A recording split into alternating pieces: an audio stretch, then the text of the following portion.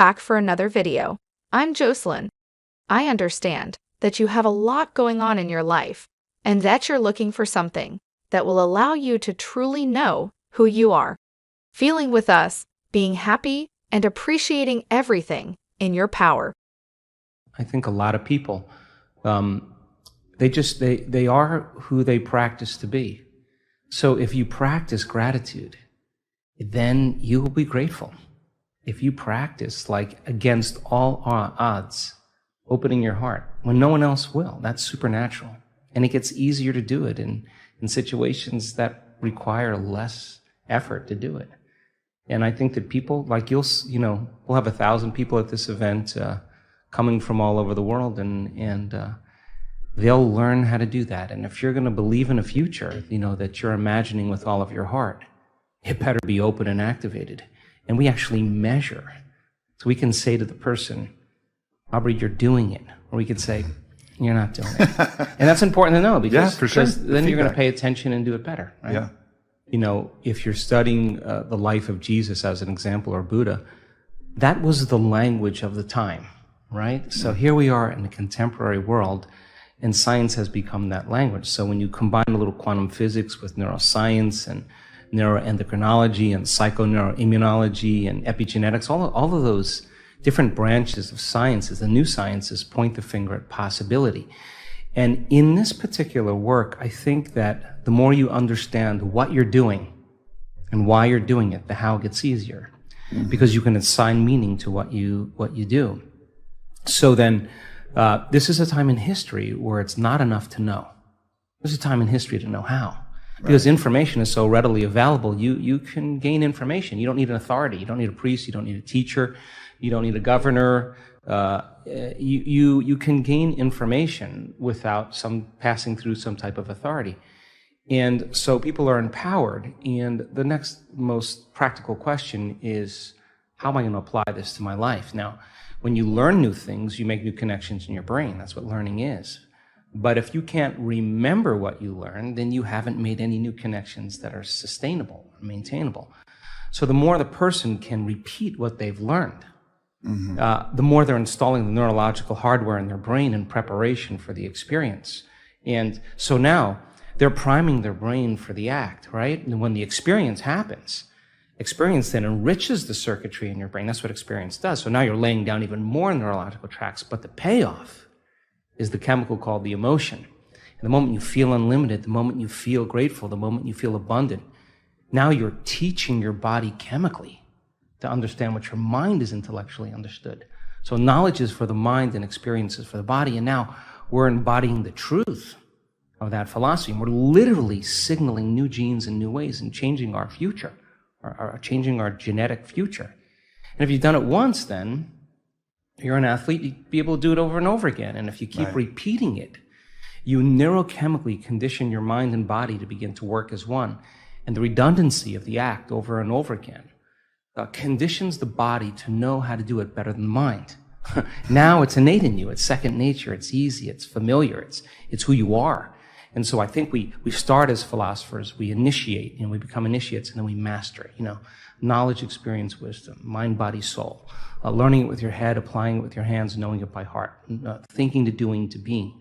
And so I think to answer that kind of question or that comment is that, we should get up as if our prayers are already answered. The problem is that our senses fool us into separation. The person says, I want to be healed, I want to be healthy, I want to be wealthy. And they imagine it and they come back and it's not there. And when they see it, it's not there. The thought of their future creates the emotion of lack or separation.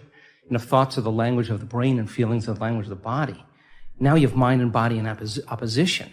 So then, if you think about something like appreciation or thankfulness or gratitude, when you are receiving something, when you just receive something, when something is happening to you, gratitude is the ultimate state of receiving. So now when the person combines a clear intention of their future and they open their heart and they feel the emotion of that future, their body is objective. It's the unconscious mind. It doesn't know the difference between the actual experience in their life that's creating the emotion and the emotion that they're fabricating by thought alone. In that moment, their body is believing it's in that future, in the present moment. And the stronger the emotion they feel, the more altered they feel inside of them, the more they pay attention to the picture in their mind. And we could say then that they're beginning to remember their future. And biologically, it's the same as remembering your past. So if you keep practicing opening your heart and you keep combining it with a clear intention, then the thought and the feeling changes your state of being, which means then if you keep doing that over time, you'll feel like your future has already happened. Now, what's the significance of that? If you feel like your future has already happened, you stop looking for it. You're no longer waiting and wondering when it's going to happen or how it's going to happen. You feel like it's already happened. So now you take your foot off the gas, and you're no longer trying to predict or control or expect how it's going to happen. You're connected emotionally to your future. Well, the antithesis is also true. The stronger the emotion you feel for some betrayal, some shock, some trauma, the more altered you feel inside of you, the more you narrow your focus on the outer environment, and the brain takes a snapshot, and that's called a memory. And so the stronger the emotion, the more the brain embosses the imagery neurologically in the brain. So then the person thinks neurologically within the circuitry of that experience, and they feel within the boundaries of those emotions. So then we could say then the person's biology is literally in the past. So you can't create a new future if your state of being is in the past. So people reaffirm their identity this way. They wake up in the morning and they say, let me think about my problems. And those problems are memories of past experiences that are etched in their brain. We could say then, if they believe that their thoughts have something to do with their destiny, they're thinking in the past. And every one of those problems has an emotion associated. So now they feel unhappy. Now they feel fear. Now they feel unworthy. It's a conditioning process, because conditioning, all you need is an image. They've mastered this on television, an image or a brand and an emotion. And all you need is a stimulus and a response. So every time the person remembers their future, their past, as they remember their past, the image with the emotion is literally subconsciously conditioning their brain and body into the past. And so if they're living in the familiar past, guess what? They're going to predict the next future. They're going to want to be able to predict their future, so because that's the known. So that there's only one place where the unknown exists, and that's the present moment. And teaching people how to get into the generous present moment takes an act of awareness. And most people would rather turn on their TV or, get on their cell phone or Facebook or whatever. And this is actually, Aubrey, not a bad thing. This is actually a moment of awareness. Yeah. And, when you're inside the jar, you can't see the label. And so we have this huge frontal lobe that gives us self-awareness. So then the insight never changes anything. You could have the insight that you're addicted to fear, you're addicted to competition, you're addicted to struggle. But that really means is that we're addressing reality matter to matter.